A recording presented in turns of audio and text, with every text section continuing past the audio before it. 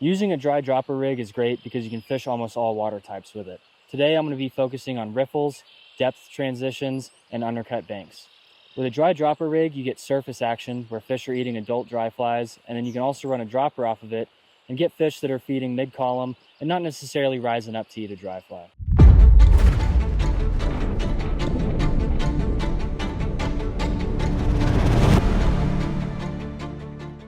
We're here on the beautiful Upper Madison River in Ennis, Montana today.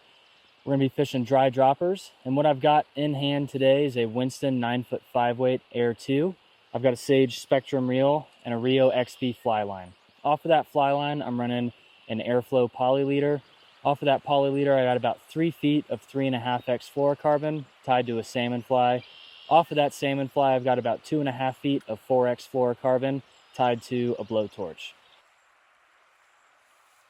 When using a dry dropper rig, it's very important that you have these two things. Having a liquid floatant is great for a pre-treatment of your dry fly and is going to keep that riding high and not sinking all day long. Once your dry fly does get saturated, having dry shake is extremely important. This dry shake is going to get your fly immediately dry once it becomes waterlogged and allow you to treat it again with a liquid floatant. Having these two things in combination during your day of fishing a dry dropper or just a dedicated dry fly day is going to keep you fishing all day long and give you accurate presentations that keep the fish feeding. We've got our first fish of the day here, gorgeous brown trout. And there he goes. That fish came out of a fast riffle just behind me here. There's a beautiful depth transition of where we see the water go from tan to green, and he ate that dropper fly.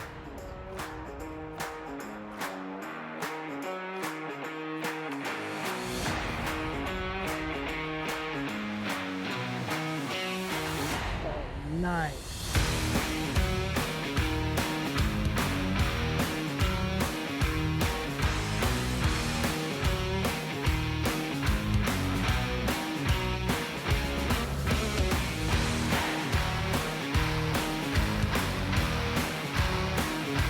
Awesome.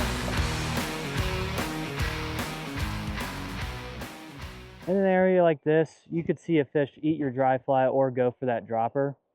And it's important to remember that when you're fishing this dry dropper rig, that dry fly is acting like something these fish can eat, and it's also your indicator for what's going on underneath the surface. The first fish I caught, oh, there it is. So right there, we saw that dry fly dive under the water, and now we've got ourselves a rainbow trout on.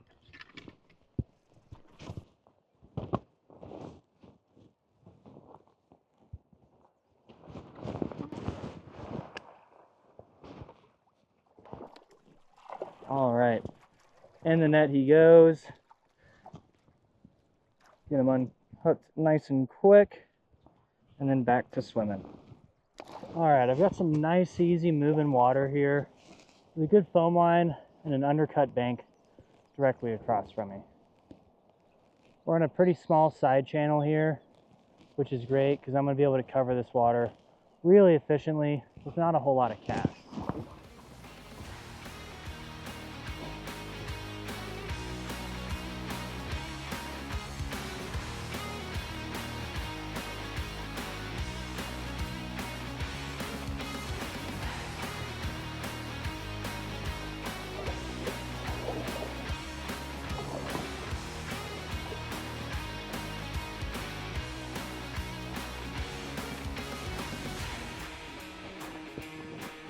Right, got a fish here on the dropper.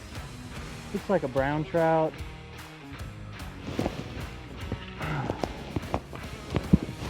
Let's see what we got here. He's staying nice and low and digging. Oh yeah, good looking fish here.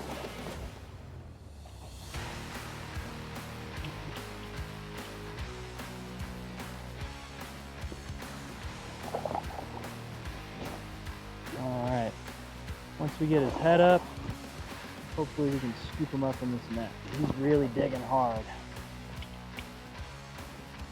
Whenever these fish try and stay in the middle like this, if you take a low rod angle in the direction away from them, oftentimes you can turn them in like we did just there. And as soon as that fish is up on top like that, you're gonna be able to scoop them up with that net. All right, we got a gorgeous fish here. Beautiful brown trout. All right, beautiful brown trout right here. Send them back home.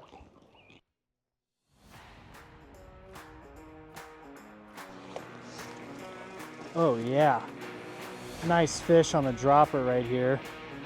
Watch him eat it from standing up here. Wow, he is running. Whoa! All right, I'm just gonna follow him downstream a little bit. He took off and ran down into this deep run I was fishing before I hooked up with him. And this guy is really tugging. I'm gonna try and get a little bit better position to fight this fish. He's just taking off downriver. We'll let him do his thing. Apply this side pressure with a low rod tip angle, and that's gonna get him to turn back in towards the bank. I've already got him now quite a bit closer. I just hit my leader. He's going back out, which is fine.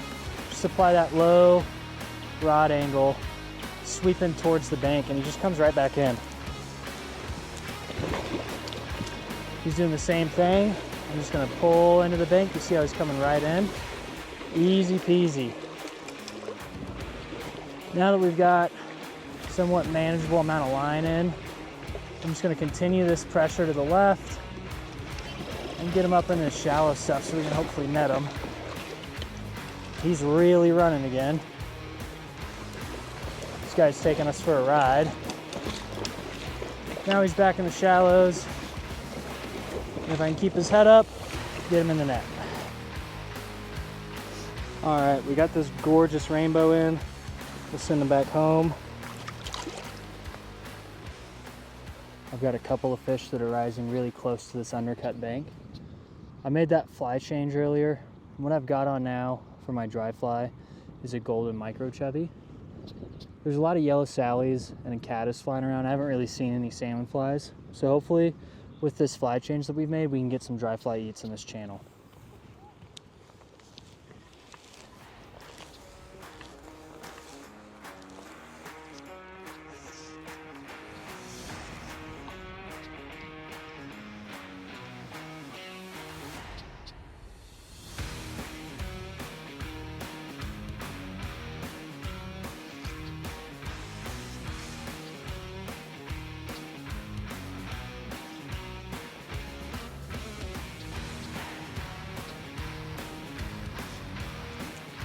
All right, not a dry fly eat, but it feels like a good fish that we got on here on that dropper, so we'll take it.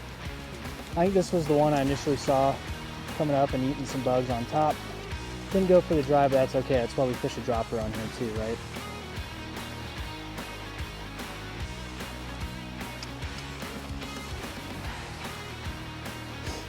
All right, this guy's really digging. I have to go downriver for him.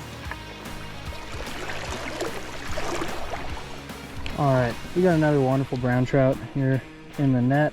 Send this one home.